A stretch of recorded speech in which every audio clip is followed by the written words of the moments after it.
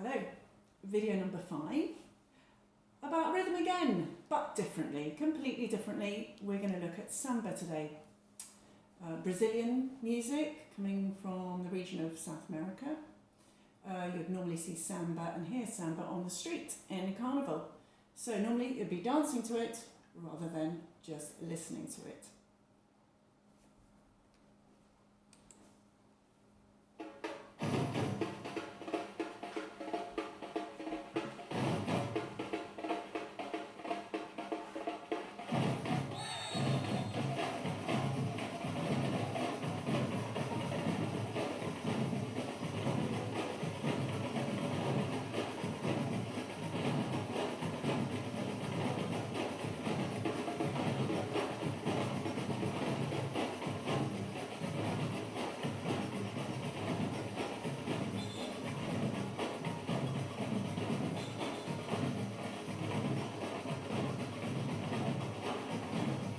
So you can see it's incredibly rhythmic. It's really good fun. And everyone's having a go.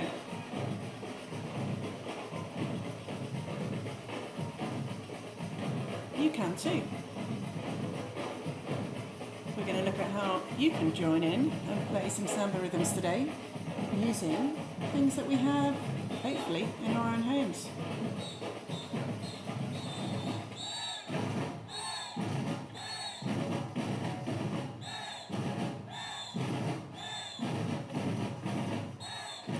Okay, so let's look at some instruments that we might find doing samba. Now, we may have some of these at school, but I certainly don't have them at home. These are not all the samba instruments, but this one is a really important one, the surdo. It's sort of the big sort of low one that keeps everybody together. This is what the leader, the repanique, would normally use. These are things called agogos. It's got a longer one and a shorter one, which means a higher and a lower sound. Tambourine, well, we know what a tambourine. Ganza, it's got to be a shaker thing, I'm pretty sure. Okay, I've got a really cool resource here I'm hoping to show you, which shows how samba instruments do different things. So I've got the beats here, and the different names of the instruments and different things that they do. And you can see that in this video here. And here, each person's got a different coloured glove, I'm hoping you can see, for the different rhythms. So have a watch, see what you think.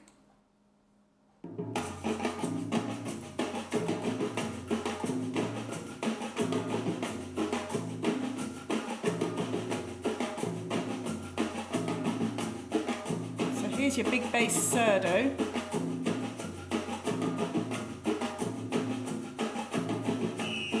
Here's your go-go.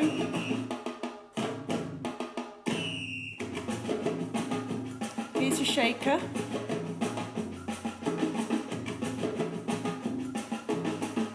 Here's your tambourine. And there's a few others too. Try and stick with just one instrument at a time. See what they're doing.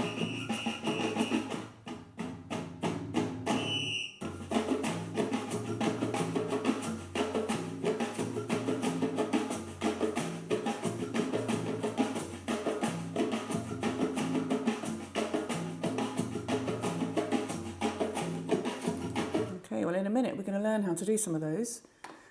Hopefully you heard the whistle. The whistle's really important because it gives signals.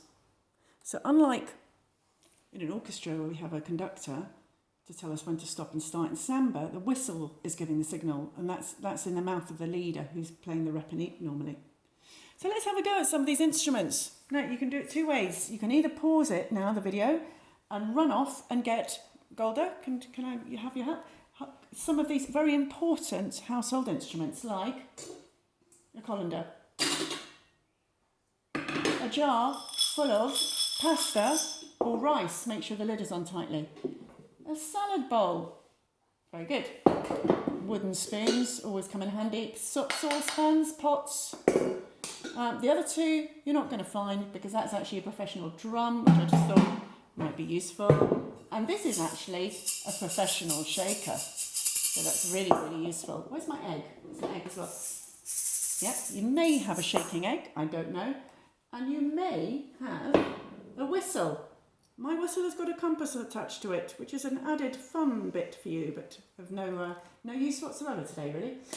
Okay, so here you can see that I've broken down, if you stay there for a minute, what the instruments do. So surdo, you can see beats 1, 2, 3, 4 as I've shown you.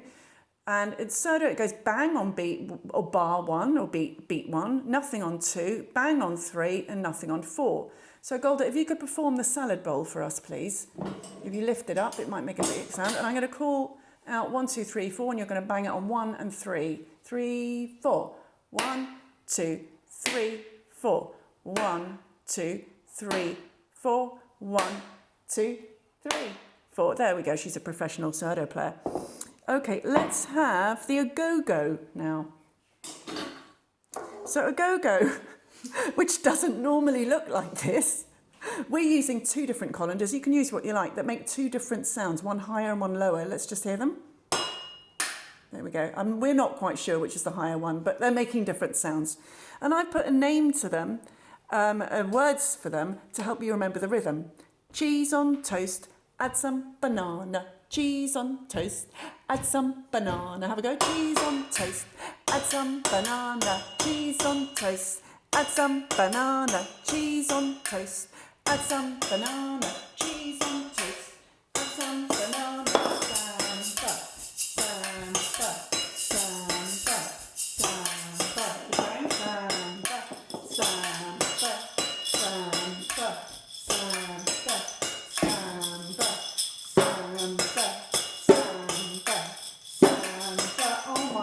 Me, we already sound professional. So you're getting the idea. So you can pause your video on this and have a look at the rhythms I've done. Just remembering, actually, interestingly, that normally samba music wouldn't be written down, these rhythms. It's what's called an oral tradition, something you would just remember from hearing it, and maybe your teacher or your friend or your dad or whoever it is would teach you the rhythms. Then at some point you'll teach somebody else the rhythms. So it's not something you would normally see written down, but I've just done that to show you a little bit if you want to have a look. So let's get going. All you need to do is grab some stuff from the kitchen or anywhere. Ask your parents. You really don't want to wreck anything because I would get into terrible trouble. I don't want to do that.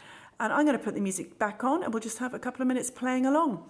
So see if you can pick out different types of rhythms or just make it up. Here we go. Oh, not that one. It was that one. I've lost it. There we go.